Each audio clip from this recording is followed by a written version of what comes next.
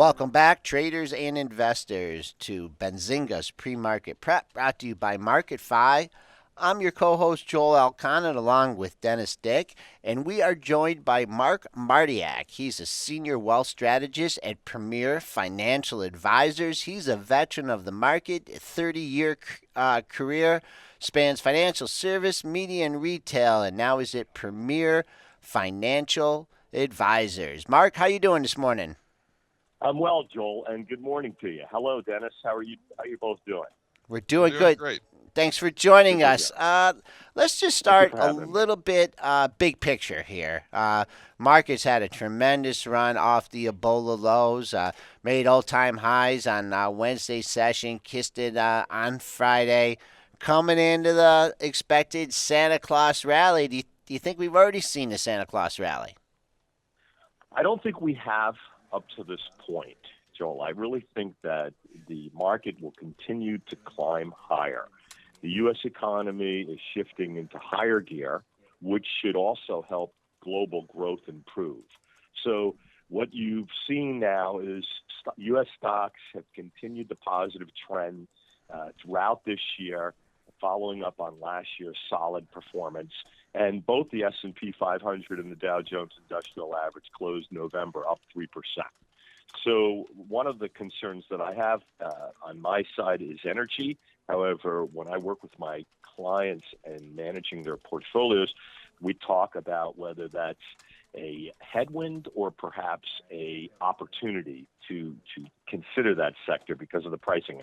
As you both know, the energy sector continued to drag on the S&P Goldman Sachs Commodity Index because of the increased supply driving down the price of oil. And West Texas Intermediate light U.S. crude hit fresh lows last week, in particular after Saudi Arabia blocked calls from the poorer members of OPEC to reduce production. So price gyrations over Thanksgiving over the Thanksgiving weekend this past weekend are largely a response to OPEC's decision not to cut the production back. So that's one sector, the energy sector, that I see that obviously has a headwind going against it. So just as prices settled into the range between 85 and 110, that's West Texas crude in 2013, and in the first half of this year, it's possible that a new range centered between 65 and 75 will develop going forward.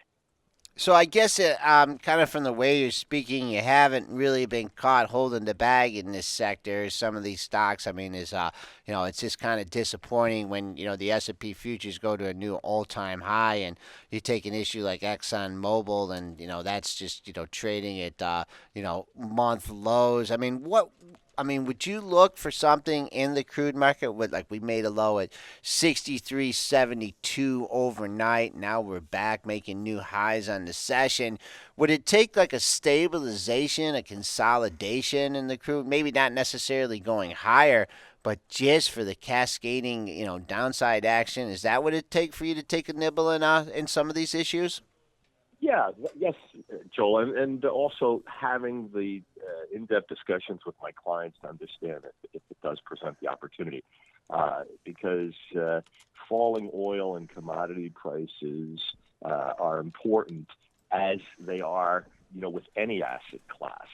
So, but what's happened is these falling oil and commodity prices have stoked global deflation fears and are putting pressure on the energy producers. So I am in touch with my clients daily, not weekly, not monthly, not quarterly, daily, and then weekly, monthly, and quarterly, discussing what are our strategies with asset classes where we see the price opportunities that we can come in. So, yeah, in response to your question, I'd have to look and see if we can get in the back up to the 75 to 85 range to see before we can begin to take a look at adding it back into the portfolio. But now you mentioned a couple of names. I can't comment directly on those names, but I could say that many of those names do offer dividends, and they can be you can wait on price appreciation in this regard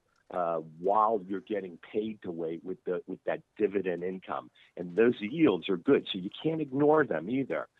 Some of those names offer really solid, sustaining yields. So you've got to keep that in mind before you knee-jerk out of an asset allocation or out of that asset class just because prices are going down. The concern, though, and you look at some of these oil stocks, and they have some, there's some individual issues that have huge dividend yields. But the concern is those dividend yields going to be sustainable? If oil prices continue to fall, some of these companies might have to cut those dividends. No? I don't know, Dennis. It's a great question. I don't think they will, because then they're not creating shareholder value, right? And they're not. And what they only have is the opportunity to offer their investors dividend income. So I don't foresee that as a reaction to the falling prices of the valuations of their stocks.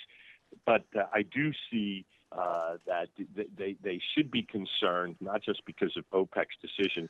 We've seen a downward trend, and in fact, the energy sector in the last month is off 5.5%. One of in fact, the worst performers compared to the top performer amongst the sectors, the 10 S&P sectors of services. Services is up a little over 7% in the last month, followed by consumer at 6% in terms of sector performance, and technology at 5.8%.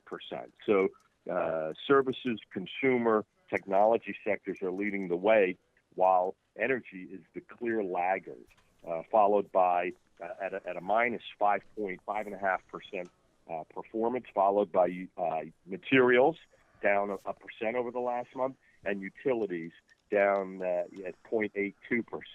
So I look at these trends across the sectors constantly, and I understand that where's there some price appreciation? How are we doing with performance? By the way, the energy sector over the past 3 months is down 15.5% performance-wise, and over the last 6 months down 9.5% performance-wise. So you could see that trend really 6 months back if you look in the in the rearview mirror. For the over the last year, 52 weeks, it's up 3%, but we started to give up 6 months ago, approximately.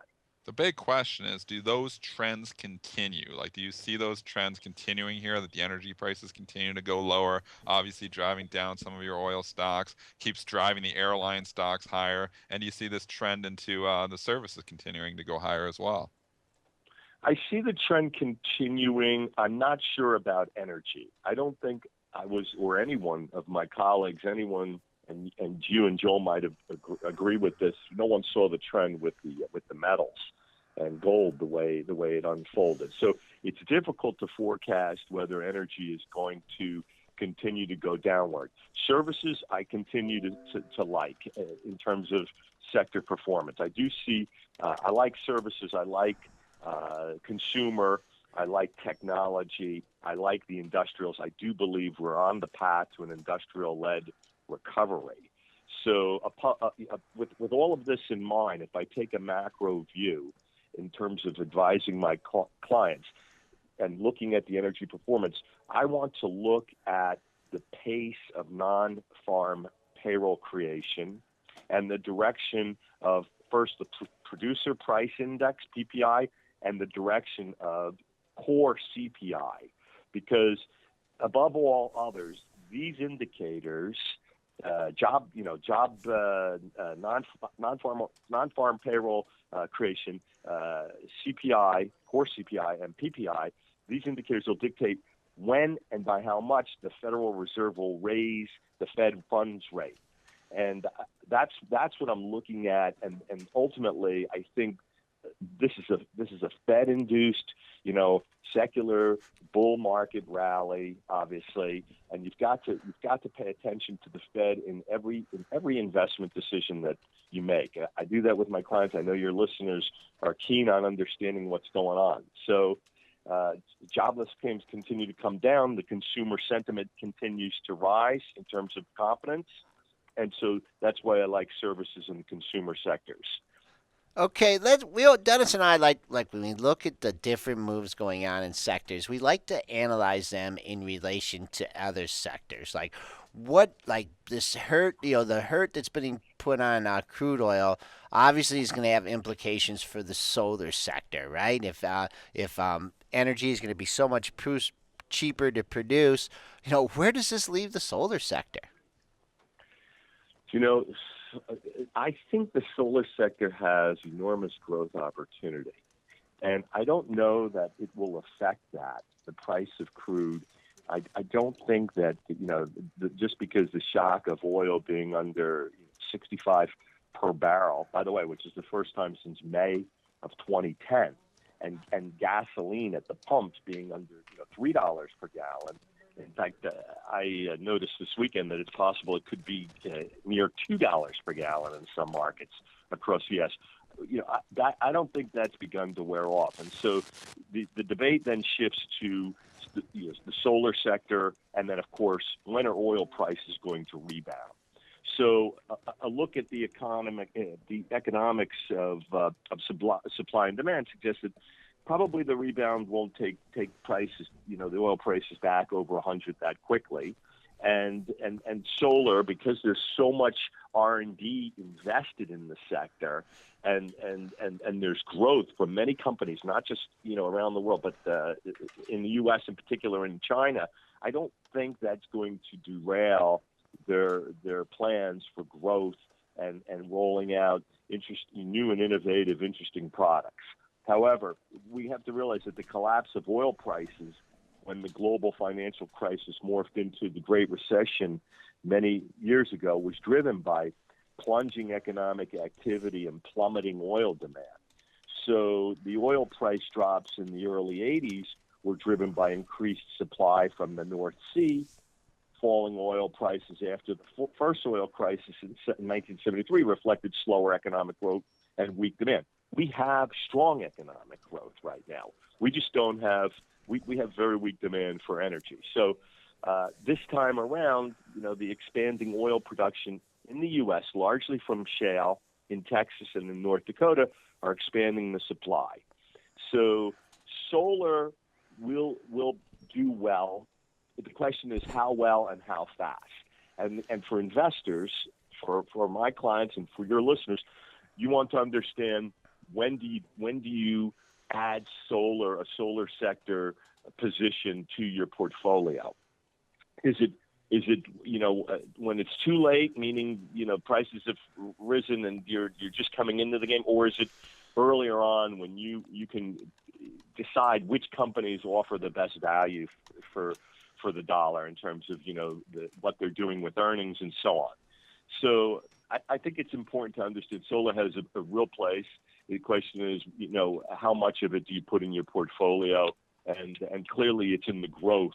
It's in the growth investment strategy versus the total return, which is what I like to refer to as the growth and income while you're waiting for the growth, right? Total return strategy. And from the way you're talking, it doesn't seem like you're, and I correct me if I'm wrong, a big fan of the momentum stocks. The stocks that trade with high PE and expectations for growth. Are those things that are on your radar, or do you kind of like to stick to the steady old value stocks? That's a great question, Joel. I like to look at momentum stocks and include them in the tactical strategy section of the portfolio, if you will. So I often have a core satellite investment strategy and a tactical approach. And when it comes to, again, it also depends on the client's time horizon, their need for liquidity, and the fact that they want to enjoy having a momentum position in their portfolio. I like momentum positions simply because there's more growth and you don't have to rely on the dividend income. However, if you're going to look at those types of positions, you're going to get volatility in most cases unless you look at the low beta momentum positions. that don't have a lot of correlation with market volatility. So I like them, and I think they have a place in everyone's portfolio except an investor that's really relying on income pre-retirement. But by that I mean 3 to 5 years out, and retirement when they're actually retired. That's taking a chance unless you have a lot of additional liquidity in your portfolio where you can afford to take a chance. I don't recommend momentum positions for the pre-retiree and the retired client. I just don't think it has a place, especially when we have such volatility as we did in the September 18th to October 15th timeframe. Excellent point. You're putting your strategies, you're putting them secondary to where people are at in their investing life cycle. So that's a great point. Everyone should take note of that. Well, we've been on with Mark Martiak. He's a senior wealth strateger at Premier Financial Advisors. He's been kind enough to take time out from his morning to join us here on Benzinga's Pre-Market Prep, brought to you by MarketFi. Mark, thanks for coming on, and we hope to speak to you again soon. Thank you, Joel and Dennis. Nice to be with you. I really enjoyed this. I hope you have me back again very soon. Okay, Thanks, thank Mark. you.